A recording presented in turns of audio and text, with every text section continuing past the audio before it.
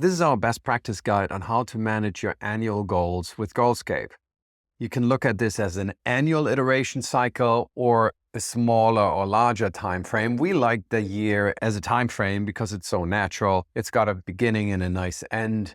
It's got some breaks in between. It's got celebration times. We think the year is a good framework. But of course, you can start anytime during the year, and you could also use it for longer or shorter time frames. But what's most important when you set annual goals or longer term goals is that you have a powerful North Star in the center. And you want to make that simple and you want to make that powerful. And we'll look at some examples in a minute. Once you've got your North Star, you define the sub-goals that are aligned with that North Star, and you want to make those concrete. You want to avoid abstraction wherever possible because abstract things are not very motivating. And we'll look at that in a little bit more detail in a minute. Then you want to clarify the ownership of the sub-goals. And then you're ready to do a big picture review of all the goals you want to achieve in that time frame. And you want to tag 1 to 3 goals as goals that you do now. And you simply do that by adding a now tag. And then maybe 5 to 25 goals as next. And that will comprise your next list. Once you've done that, you start focusing and you achieve your now goals that you have defined. Once you've done that, you celebrate. Never forget to celebrate. Life's short. Cherish your achievements, your learnings, and even your setbacks. They are part of any creative process. And then review your next list and tag 1 to 3 goals as now. And you repeat that cycle maybe 1, 2, 3, 4 times until you want to do another big picture review. And in that review, you evolve your goals, you evolve your priorities, you celebrate your progress, and most importantly, fill up your next backlog.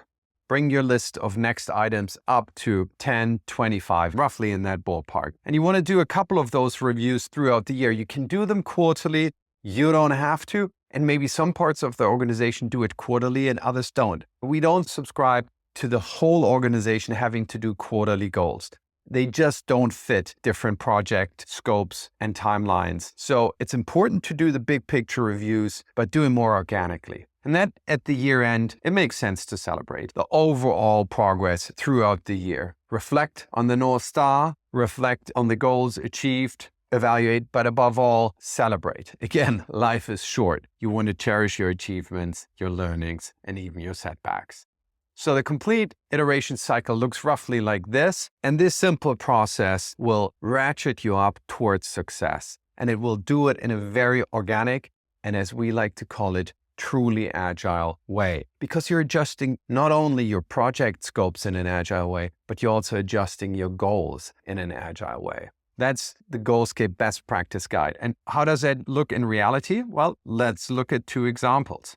Here is the schematic structure of a company Goalscape. You could order it by departments, but we don't think that is such a good idea because what really motivates people are real tangible things. And what do companies output? Well, they output products and they output services.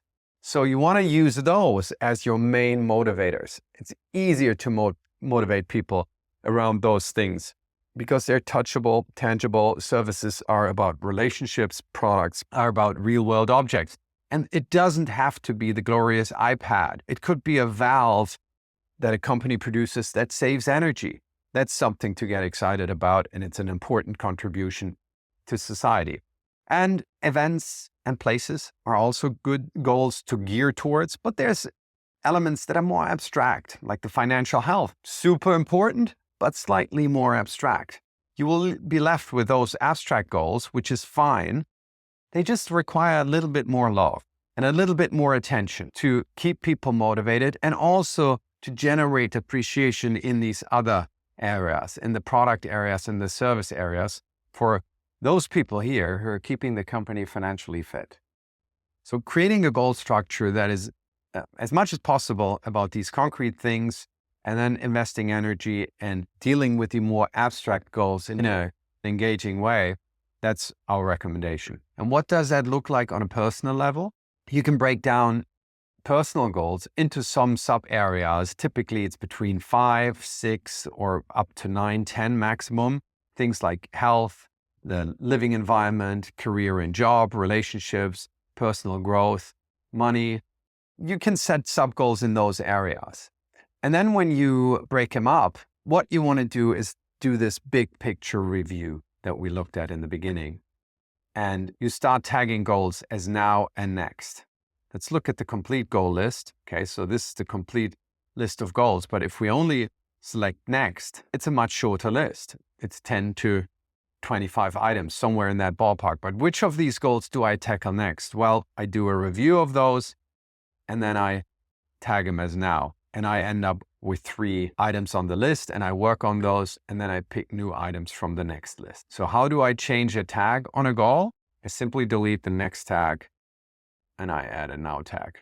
We'll eventually make this a toggle to make it even easier, but this allows you to manage your now and your next list. Note that you can display your lists as flat lists. You don't have to look at the whole tree all the time. And this also works in a company context. Of course, you've got many more goals, and you may have a team of people working on all your goals. So if we look at the complete list of goals, it looks like this. But now we select the items that people work on now.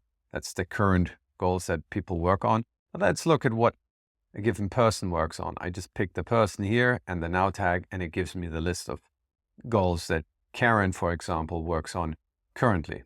If Karen is done with running the customer survey, she deletes the now tag, goes back to the focus panel, checks out her next list, and picks another item. Let's say simplify the user interface is the goal that she wants to work on. And she simply changes the tag from next to now.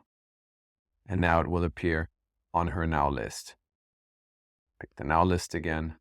Okay, simplify the user interface is now on her now list. We think it's good practice to not keep too many things on the now list. 1 to 3 is fine. Occasionally it could be more, but it makes it harder to focus. So let's look at an example of a good North Star. Let's look at the one from Tesla. Tesla's North Star is to accelerate the world's transition to sustainable energy. It's simple and it's powerful, somewhat emotional. It's about making the planet better, saving the climate. So that's a good North Star. Look at the one from Airbnb. To help create a world where you can belong anywhere and where people can live in a place instead of just traveling to it. Really nice. It's concrete, it's emotional, it's simple, very powerful North Star. What's ours? Our Goalscape's North Star is to help humanity achieve great goals. That's what we built Goalscape for. We want people to set goals against the realization that we have finite resources. The resources of this planet are limited. The time in our life is limited. We want to pick the right goals, and we want to prioritize them well, and we want to make progress towards them without stressing out. So we wish you good luck with all of your goals. You can start using Goalscape at any time throughout the year, but if you want to stay motivated, break down your goals, iterate in small steps, focus on what matters now, decide what's up next, and review the big picture frequently.